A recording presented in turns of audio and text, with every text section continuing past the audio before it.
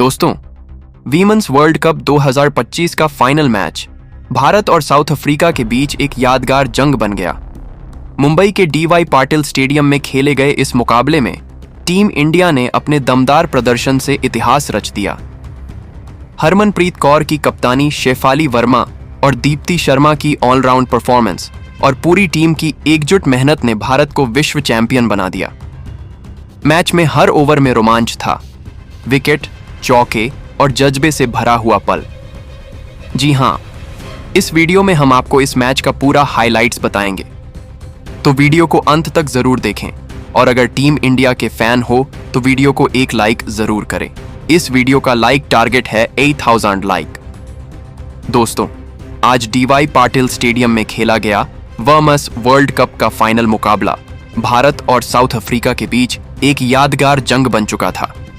South Africa की कप्तान लोरा ward ने टॉस जीतकर पहले गेंदबाजी करने का फैसला लिया, लेकिन भारतीय सलामी जोड़ी स्मृति मंधाना और शेफाली वर्मा ने शुरुआत से ही दिखा दिया कि यह फैसला उनके लिए कितना महंगा पड़ने वाला है। पहले ओवर की जिम्मेदारी संभाली मरीजा ने कैप ने और वो ओवर रहा मेडन, लेकिन दूसरी ही ओवर में शेफाली वर्मा ने अपने अंदाज में जवाब दिया। पहली ही गेंद पर अयाबोंगा खाका को जबरदस्त चौका झड़कर भारत का खाता खोला। वहीं से शुरुआत हुई भारत की आक्रामक पारी की। तीसरे ओवर में स्मृति मंधाना ने भी अपनी लय पकड़ ली। बाहर जाती गेंद को उन्होंने खूबसूरती से कवर के पार चौके के लिए भेजा। दोनों बल्लेबाज अब जम चुकी थीं। एक तरफ शेफाली का तूफानी अंदाज तो दूसरी ओर स्मृति की क्लासिक टाइमिंग। पांचवें ओवर में तो शेफाली ने साउथ अफ्रीकी गेंदबाजों को निशाने पर ले लिया। खाका की गेंदों पर लगातार 2 चौके जड़ दिए, एक मिड विकेट के पार और दूसरा पॉइंट के ऊपर से। छठे ओवर में फिर से गेंदबाजी करने आई मरीजा ने कैप, लेकिन इस बार उनकी गेंदें भी भारतीय जोड़ी के सामने फीकी पड़ गईं। ओवर की तीसरी गेंद थोड़ी सी लेग पर झुकी और मंधाना ने उसे पीछे स्क्वायर की दिशा में खूबसूरती से फ्लिक किया। गेंद सीधा बाउंड्री लाइन के पार जा गिरी। इस चौके के साथ मंधाना ने इतिहास रच दिया। वो अब एक वर्ल्ड कप एडिशन में भारत की ओर से सबसे ज्यादा रन बनाने वाली खिलाड़ी बन गई। अब वो ने गेंदबाजी में बदलाव किया और लेफ्ट आर्म स्पिनर मलाबा को गेंद थमाई, लेकिन शेफाली वर्मा ने उनका भी स्वागत चौके से किया।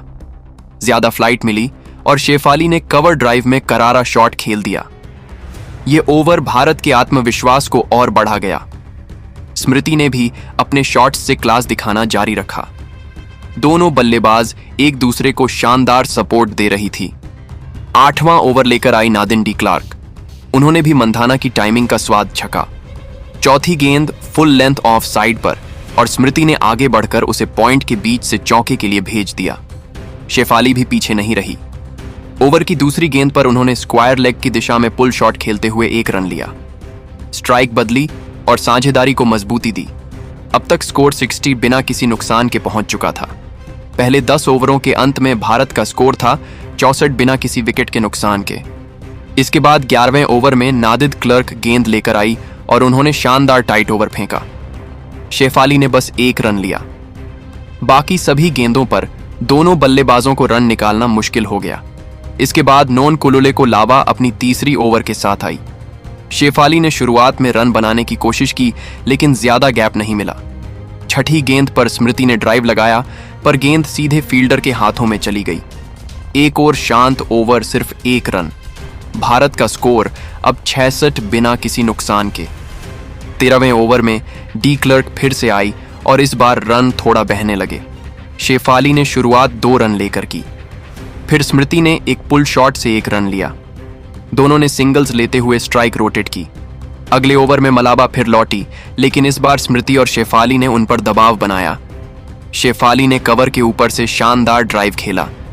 फील्डर ने शानदार ड्राइव लगाकर 2 रन बचाए। फिर स्मृति ने अपनी फेवरेट जगह पॉइंट के पास से शानदार चौका जड़ा। डी क्लर्क के लिए 15वां ओवर यादगार नहीं रहा। शुरुआत में 1 रन, फिर आई असली आतिशबाजी। शेफाली वर्मा का जी हां, तीसरी गेंद पर शेफाली ने एक शानदार स्ट्रेट 6 जड़ा। गेंद सीधा दर्शक दीर्घा में जाकर गिरी। मलावा ने एक बार फिर कोशिश की, नियंत्रण में गेंदबाजी की। शेफाली और स्मृति दोनों ने समझदारी से खेलते हुए सिंगल्स ली। इसके बाद सुनलूस गेंदबाजी करने आई। शेफाली ने फिर क्लास दिखाया, 1 रन लिया और फिर स्मृति ने स्वीप खेलकर शानदार चौका जड़ा। 18वें ओवर में अब गेंदबाजी करने आई क्लोए ट्रायन और यहीं मैच में थोड़ी हलचल मच गई। पहली ही गेंद पर शेफाली ने सिंगल लिया, फिर स्मृति ने शानदार चौका जड़ा और शतकीय साझेदारी पूरी हुई। लेकिन चौथी गेंद पर आया बड़ा झटका, स्मृति मंधाना आउट। जी हां, ट्रायन की गेंद को कट करने की कोशिश में गेंद उनके बैट का किनारा लेकर सीधा कीपर जाफ्टा के हाथों में चली गई। स्मृति ने 45 रन बनाए। 78 गेंदों में नई बल्लेबाज थी जेमिमा रॉड्रिग्स। उन्होंने आते ही 1 रन लेकर खाता खोला। ओवर खत्म हुआ 9 रन के साथ। अगले ओवर में सुन लूस ने गेंद फिर संभाली। अब क्रीज पर थी शेफाली और जेमी रॉड्रिग्स नई बल्लेबाज। दोनों ने समझदारी से खेलते हुए सिंगल्स लिए। शेफाली ने अपनी 50 पूरी कर ली, जो जुलाई 2022 के बाद उनकी पहली वनडे हाफ सेंचुरी थी। 20 ओवर पूरे होने तक भारत का स्कोर था 114 रन पर 1 विकेट। शेफाली वर्मा 56 रन पर नाबाद, जबकि जेमिमा 3 रन पर खेल रही थी। 21वीं ओवर में सून लूज गेंदबाजी पर थी। तीसरी गेंद पर उन्होंने थोड़ी सी ज्यादा फुल गेंद डाल दी और जेमिमा ने मौका नहीं गंवाया। एक खूबसूरत कवर ड्राइव गेंद सीधी बाउंड्री पार। अगले ओवर में क्लोए ट्रायन ने कोशिश की कि वह लय तोड़ सके, लेकिन शेफाली के हाथों में गजब की ताकत थी। उन्होंने शॉर्ट गेंद को पीछे हटकर लेग साइड की दिशा में जोरदार पुल किया और चौका जड़ा। गेंद सीधी फील्डरों के बीच से बाउंड्री पार। रन रेट धीरे धीरे बढ़ने लगा। हर गेंद पर दोनों बल्लेबाज स्ट्राइक रोटेट कर रही थी। डॉट बॉल्स कम हो रही थी। बिल्कुल सदी हुई पेशेवर बल्लेबाजी। लूस और ट्रायन दोनों ने अपनी गेंदबाजी बदल बदल कर करने की कोशिश की, पर भारतीय जोड़ी अडिग रही। 25वें ओवर में लूस ने एक फुल गेंद फेंकी और शेफाली ने कदम आगे बढ़ाकर सीधा शॉट खेला। गेंद हवा में गई और सीधा बाउंड्री के ऊपर से पूरा स्टेडियम झूम उठा। भारत अब 150 के पार पहुंच चुका था और रन रेट करीब 6 के आसपास घूम रहा था। दर्शकों में उम्मीद थी कि आज स्कोर 330 या उससे भी ऊपर जाएगा। शेफाली अब 80 के पार थी और हर रन के साथ अपने करियर की सबसे बेहतरीन पारियों में से एक गढ़ रही थी। 27वां ओवर में वो पल आया जिसने सबका दिल तोड़ दिया। शेफाली ने 2 रन लेकर अपने स्कोर को 87 तक पहुंचाया, लेकिन खाका की एक गेंद पर वह बड़ा शॉट खेलने की कोशिश में चूक गई। गेंद ऊंची गई और सून लूस ने मिड ऑन ऑफ पर शानदार कैच पकड़ लिया। शेफाली वर्मा 78 गेंदों में 87 रन बनाकर आउट हुई। इस पारी में उन्होंने 7 चौके और 2 जड़े। अब मैदान पर आई कप्तान हरमनप्रीत कौर। उन्होंने आते ही अपने अंदाज में पारी को संभाल लिया। 28वें ओवर में उन्होंने कमाल का लैप शॉट खेला। गेंद विकेटकीपर के ऊपर से बाउंड्री पार। दूसरी ओर जेमिमा धीरे धीरे खेल रही थी, लेकिन 30वें ओवर में उन्होंने एक गलती कर दी। ड्राइव मारने की कोशिश में गेंद हवा में उठी और वॉल्व ने बेहतरीन लो कैच पकड़ लिया। जेमिमा 24 रन बनाकर आउट हो गई। 30 ओवर के बाद टीम इंडिया का स्कोर था 3 विकेट पर 172 रन। जैसे ही जेमिमा का विकेट गिरा, मैदान पर आई ऑलराउंडर दीप्ति शर्मा और बस कहानी ने यहां से नया मोड़ लिया। टीम इंडिया के रन अब 170 के पार थे और दबाव साफ दिख रहा था। दक्षिण अफ्रीका की गेंदबाजें लगातार अच्छी लेंथ डाल रही थीं और स्पिनरों ने थोड़ी पकड़ बना ली थी। लेकिन फिर आया 83वां ओवर और गेंद थी मरीजाने कैप के हाथों में। सामने थी दीप्ति शर्मा, जिन्होंने आते ही गेम की दिशा बदल दी। कैप ने थोड़ी फुलिश गेंद डाली ऑफ स्टंप के आसपास और दीप्ति ने बिना किसी हिचकिचाहट के पूरे आत्मविश्वास के साथ उस गेंद को उठाया, सीधे डीप मिड विकेट के ऊपर से। शानदार। इसके बाद 34वां ओवर लेकर आई क्लोए ट्रायन और इस बार कप्तान हरमनप्रीत ने अपनी क्लास दिखाई। गेंद थोड़ी बाहर पिच हुई। हरमनप्रीत ने बल्ले का मुंह खोला और शॉर्ट थर्ड मैन के पार से बड़ी खूबसूरती के साथ गेंद को बाउंड्री तक पहुंचा दिया। इधर रन धीरे धीरे आ रहे थे और 35वें ओवर में टीम इंडिया ने अपने 200 रन पूरे कर लिए। लेकिन कहते हैं ना, क्रिकेट में हर ओवर नई कहानी लिखता है। 38वां ओवर फेंकने आई नॉन कोले को मलावा बाएं हाथ की स्पिनर, और यही हुआ वो पल जिसे देखकर भारतीय दर्शक थोड़ी देर के लिए शांत हो गए। हरमनप्रीत ने थोड़ा सा लेट कट खेलने की कोशिश की। गेंद को स्पिन होता देख उन्होंने बल्ला पीछे खींचा, लेकिन गेंद ने स्पिन नहीं किया। वो स्लाइड करती हुई सीधी आई और ऑफ स्टंप उखाड़ दिया। हरमनप्रीत कौर बोल्ड हो गई। गेंदबाज उछल पड़ी। अफ्रीकी टीम में खुशी की लहर दौड़ गई। हरमनप्रीत का सिर झुका हुआ था 20 रन की पारी, लेकिन वह एक बड़ी पारी की ओर बढ़ रही थी। यह भारत के लिए एक बड़ा झटका था। कप्तान के आउट होते ही मैदान पर आई अमनजोत कौर, जबकि दीप्ति शर्मा अभी भी एक छोर पर डटी रही। उन्होंने शानदार परिपक्वता दिखाई, रन रोटेट करती रही और स्ट्राइक पर ज्यादा देर टिके बिना स्कोर को आगे बढ़ाया। मरीज ने कैप, जो अफ्रीका की सबसे भरोसेमंद गेंदबाजों में से हैं, फिर से अटैक में आई। 29वां ओवर शुरू हुआ और एक के बाद एक सटीक गेंदें फेंकी गई। 42 ओवर के बाद भारत का स्कोर था 29 रन पर 4 विकेट। दीप्ति शर्मा 36 रन पर खेल रही थी, जबकि अमनजोत ने 2 रन बनाए थे। अब जिम्मेदारी थी दीप्ति शर्मा और अमनजोत कौर पर। दोनों के कंधों पर यह बोझ था कि भारत को एक मजबूत और शानदार फिनिश दिलाई जाए। टीम ने अच्छी शुरुआत की थी, लेकिन अब आखिरी ओवरों में रन गति को बनाए रखना और स्कोर को 300 के पार पहुंचाना जरूरी था। इस 42वें ओवर में अमनजोत कौर ने शानदार चौका लगाकर शुरुआत की, लेकिन इसके तुरंत बाद 44वें ओवर की पहली ही गेंद पर आया झटका। द क्लर्क की गेंद पर अमनजोत कौर आउट हो गई। कैच एंड बोल्ड यह स्लोअर बॉल थी जो जादू की तरह काम कर रही थी। गेंद थोड़ी रुककर आई और अमनजोत उससे पहले ही शॉट खेलने लगी। गेंद बल्ले के ऊपरी हिस्से से लगकर सीधी वापस गेंदबाज की ओर चली गई और द क्लर्क ने दाएं हाथ से एक शानदार एक हाथी कैच लपक लिया। अमनजोत कौर 12 रन बनाकर पवेलियन लौट गई। अब मैदान पर उतरी युवा और जोश से भरी ऋचा घोष। उन्होंने आते ही दूसरी ही गेंद पर कवर के ऊपर से गगनचुंबी ठोक दिया। इस शॉट के साथ भारत के 14वें ओवर में 250 रन पूरे हो गए। इसके बाद अगले 3 ओवरों में ऋचा घोष ने 3 शानदार चौके लगाए। रन रफ्तार को बनाए रखते हुए उन्होंने साफ दिखा दिया कि वह तेज खेल खेलने आई हैं। दूसरी ओर दीप्ति शर्मा ने समझदारी से स्ट्राइक रोटेट की, लेकिन उनका खेल थोड़ा धीमा हो गया था। फिर आया 48वां ओवर और इसी ओवर में ऋचा ने एक और धमाकेदार जड़ दिया। गेंदबाज थी मरीजा ने कैप।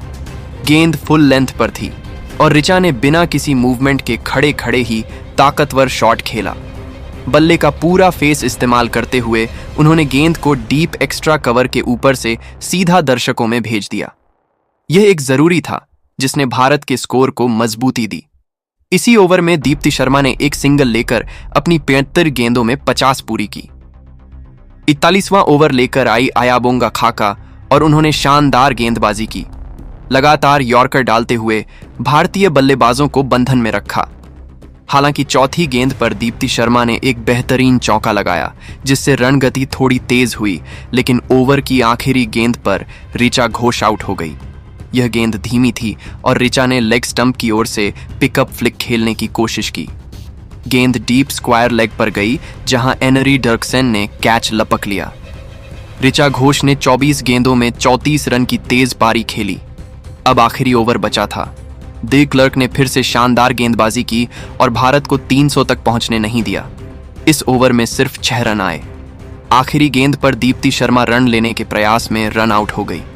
उन्होंने 78 गेंदों में 78 रन की शानदार और जिम्मेदार पारी खेली। इस तरह भारत की टीम ने पूरे 50 ओवर में 7 विकेट खोकर 288 रन बनाए। दक्षिण अफ्रीका की ओर से सबसे सफल गेंदबाज रही आयाबोंगा खाका, जिन्होंने 3 विकेट झटके। दोस्तों, इसके बाद 299 रनों के बड़े लक्ष्य का पीछा करने मैदान पर उतरी साउथ अफ्रीका की टीम की शुरुआत की जिम्मेदारी संभाली कप्तान लोरा वॉल्व और उनकी ओपनिंग पार्टनर ताजमिन ब्रिट्स ने। भारत की ओर से गेंदबाजी की शुरुआत हुई रेणुका ठाकुर के हाथों से। पहले ही ओवर में रेणुका ने बेहद कंसी हुई गेंदबाजी की और साउथ अफ्रीका को सिर्फ 1 रन ही बनाने दिया। भारतीय गेंदबाजों की लाइन और लेंथ बेहतरीन थी। नई गेंद से स्विंग भी मिल रही थी और रन निकालना आसान नहीं लग रहा था। दूसरे ओवर में गेंद संभाली क्रांति गॉड ने और इसी ओवर में ताजमिन ब्रिट्स ने थोड़ा आक्रामक रुख दिखाया। उन्होंने एक शानदार चौका झड़कर रन की गति को थोड़ा बढ़ाया और साउथ अफ्रीकी ड्रेसिंग रूम में थोड़ी राहत की सांस दी। लेकिन तीसरे ओवर में एक रोमांचक पल देखने को मिला। ताजमीन ब्रिट्स के खिलाफ एलबीडब्ल्यू की अपील हुई। भारत ने तुरंत डीआरएस ले लिया, लेकिन रीप्ले में साफ दिखा कि गेंद लेग स्टंप को मिस कर रही थी, यानी भारत का डीआरएस वेस्ट चला गया। इसके बावजूद रेणुका ठाकुर और क्रांति गॉड ने शुरुआत में शानदार गेंदबाजी की और अफ्रीकी बल्लेबाजों को खुलकर खेलने का कोई मौका नहीं दिया। 7वें ओवर में ताजमिन ब्रिट्स और कप्तान लोरा वॉल्व ने मिलकर कुछ खूबसूरत शॉट्स लगाए, लेकिन 10वें ओवर में अमनजोत कौर की डायरेक्ट हिट ने मैच का रुख पलट दिया। ब्रिट्स रन आउट और भारत की जोरदार वापसी। इसके बाद बोश 0 पर LBW हो गई और अफ्रीका दबाव में आ गया। लोरा वॉल्व ने हिम्मत दिखाई, 50 पूरी की और टीम को संभाला, लेकिन 21वें ओवर में हरमनप्रीत ने गेंद सौंपी शेफाली वर्मा को और बस खेल पलट गया। शेफाली ने पहले सुन लूस और फिर मरीजान कैप को आउट कर दिया। अब साउथ अफ्रीका का स्कोर 123 पर 4 विकेट था। दीप्ति शर्मा, श्रीचरणी और राधा यादव ने मिलकर रन रोक दिए। गेंदबाजी इतनी सटीक थी कि रन बनाना मुश्किल हो गया। हालांकि लोरा वॉल्व डटी रहीं, उन्होंने शानदार शतक पूरा किया, लेकिन 42वें ओवर में दीप्ति शर्मा का जादू चल गया। पहले वॉल्व 101 पर आउट और उसी ओवर में ट्रायन भी LBW। इसके बाद श्रीचरणी और दीप्ति ने बाकी काम पूरा किया।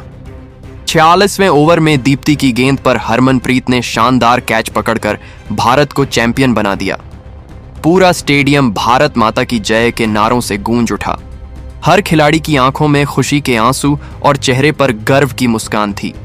भारत ने यह फाइनल 62 रनों से जीतकर 2025 विमेंस वर्ल्ड कप अपने नाम कर लिया। ये जीत सिर्फ 11 खिलाड़ियों की नहीं, बल्कि करोड़ों भारतीयों के सपनों की जीत है। दोस्तों, आप देख रहे हैं क्रिकेट टीवी चैनल को लाइक, शेयर, सब्सक्राइब करना ना भूले। मिलते हैं और शानदार वीडियो के साथ। दोस्तों नमस्कार।